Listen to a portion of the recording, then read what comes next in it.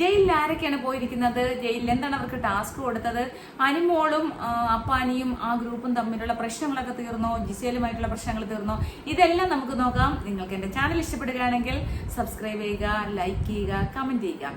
അപ്പോൾ ഞാൻ രാവിലെ ഇട്ടിരുന്ന വീഡിയോ വളരെ ലേറ്റ് ആയിട്ടാണ് അപ്ലോഡ് ആയത്. കാരണം രാവിലെ ഞാൻ ഡ്രാമ റിഹേഴ്സലിന് പോയി. ഞാൻ പറഞ്ഞില്ലേ, ബിജു സോപാനം, നമ്മുടെ ഉപ്പുമുളകിലെ ബിജുവേട്ടൻ, അങ്ങനെയുള്ള കുറച്ച് ആൾക്കാരും വേണ്ടി ഞങ്ങളൊരു ഡ്രാമ ചെയ്യുന്നുണ്ട്. അപ്പോൾ അതിൻ്റെ റിഹേഴ്സലിന് പോയിട്ട് ഞാൻ ഈവനിങ് ആണ് വന്നത്. അപ്പോഴാണ് അറിഞ്ഞത്. ഓക്കെ, അതുകൊണ്ട് അപ്ലോഡ് താമസിച്ചു. എല്ലാവരും ആ വീഡിയോ ഒന്ന് കാണണം കേട്ടോ. അപ്പോൾ ഈ ബാക്കിയുള്ള വിശേഷങ്ങൾ, അപ്പോൾ എല്ലാവരും സബ്സ്ക്രൈബ് ചെയ്യണം, ലൈക്ക് ചെയ്യണം, കമൻറ്റ് ചെയ്യണം. അപ്പോൾ എനിക്ക് കുറച്ച് കമൻസ് ഒക്കെ വന്നിട്ടുണ്ടായിരുന്നു. രേണു സുധി ഇല്ലാതെ നിനക്കൊന്നും അരി വാങ്ങിക്കാൻ പറ്റൂലെന്ന്. സോറി കേട്ടോ, എനിക്ക് ഇന്ന് നാളത്തേക്ക് അരിയേ ഇല്ല. ഇനിയിപ്പോൾ എന്താ ചെയ്യുക? എനിക്ക് അരിയേ ഇല്ല. ആരെങ്കിലും ഒന്ന് സഹായിക്കുമോ?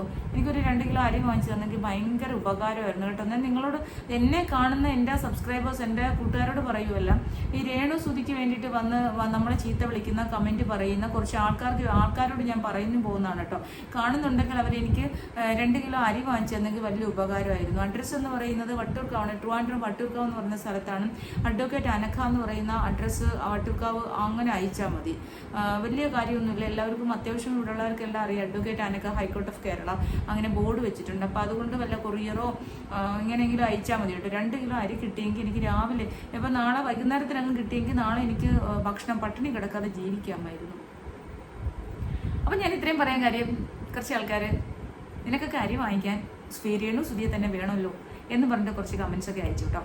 അപ്പോൾ അതുകൊണ്ട് എനിക്ക് അവിടെ 170 അത്രയും 150 കണ്ട് സബ്സ്ക്രൈബേഴ്സേ ഉള്ളൂ. പിന്നെ ഞാൻ എങ്ങനെയാണ് അരി വായിക്കുന്നത്? എൻ്റെ കൂട്ടുകാർ, നിങ്ങളൊന്ന് വിചാരിച്ചു 4000 വാച്ചവർക്ക് എപ്പോഴാണ് എനിക്ക് കിട്ടുക?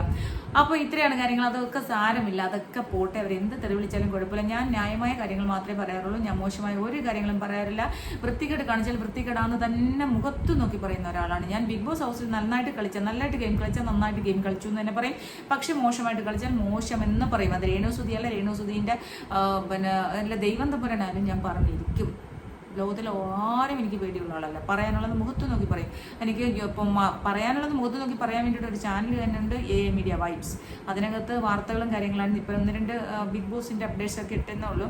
വാർത്തകളും കാര്യങ്ങളും എനിക്ക് നോക്കാൻ സമയമില്ലാത്തതുകൊണ്ട്, കാരണം എനിക്ക് ഷൂട്ടും കാര്യങ്ങളും ഉണ്ട്. പിന്നെ അതൊരു ഡ്രാമ വന്നു, അങ്ങനെയുള്ള കാര്യങ്ങളും, പിന്നെ കോടതി കാര്യങ്ങൾ, വക്കീലല്ലേ, അപ്പോൾ അങ്ങനെയുള്ള പ്രശ്നങ്ങളുണ്ട്. 11 വർഷമായിട്ട് അഡ്വക്കേറ്റാണ്. ഓക്കെ, ഞാനെല്ലാം മിക്കവാറും എല്ലാ വീട്ടിലും പറയുന്നതാണ്. ഒന്നും സാരമില്ല. നമ്മൾ പിന്നെ ഇതൊക്കെ ജീവിക്കാൻ വേണ്ടിയിട്ടാണ്.